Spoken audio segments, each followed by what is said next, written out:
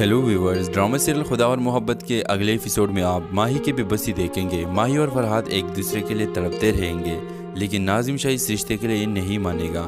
इस ड्रामे के लास्ट एपिसोड में फरहाद का मौत दरगाह पर होगा।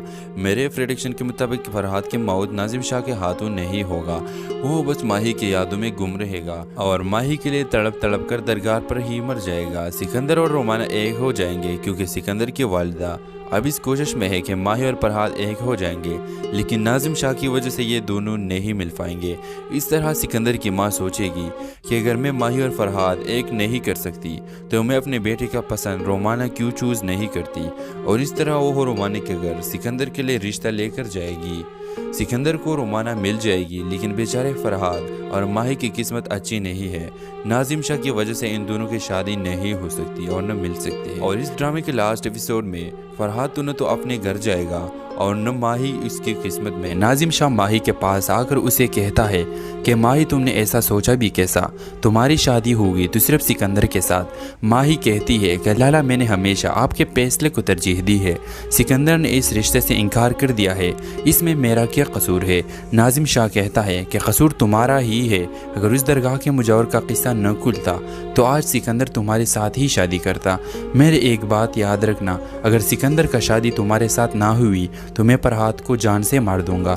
माही इसके जवाब में कहती है कि ये क्यों नहीं कहते कि आपका सियासी करियर डूब जाएगा। यही वजह है कि आप मेरी शादी सिकंदर के साथ करवाना चाहते हैं, क्योंकि अगर मेरी शादी ना हुई तो आप इलेक्शन कैसे जीतेंगे।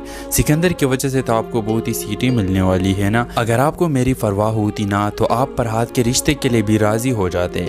नाजिम शाह कहता है, माही तुम ये क्या कह रही हो, अब तुम हद से बढ़ रही हो, इसलिए मैं ये बर्दाश्त नहीं करूँगा कि तुम फरहाद का नाम भी लो। वो मुजावर जो हमारे घर मुलाजिमत करने के बहाने आया था, और हम सिर्फ और सिर्फ तुम्हारे खातिर अगर आपका शादी इसके साथ करने देते तो हमारी क्या इज्जत रह जाती, और अगर ये बात हवेली से बाहर जाती तो इससे बड़ा बदनामी हमारे लिए कौन सा है।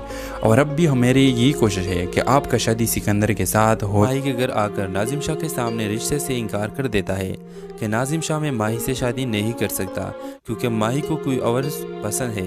ये सुनकर नाजिम शाह अगबगोला हो जाएगा कि सिकंदर, तुम्हारी हिम्मत कैसे हुई मेरे बहन पर इल्ज़ाम लगाते हुए। अगर आपको माही से शादी नहीं करनी है तो मत करो, लेकिन इस तरह मेरी बहन के बारे में एक लफ्ज़ और कहा तो ठीक नहीं होगा। इसके बाद आप देखेंगे सिकंदर फरहाद के पास आता है तो फरहाद सिकंदर से कहता है कि आप जाओ और नाजिम शाह से कहो कि मेरे और माही के दरमियान जो भी कुछ ताल्लुक़ था इसकी ज़िम्मेदार मैं हूँ।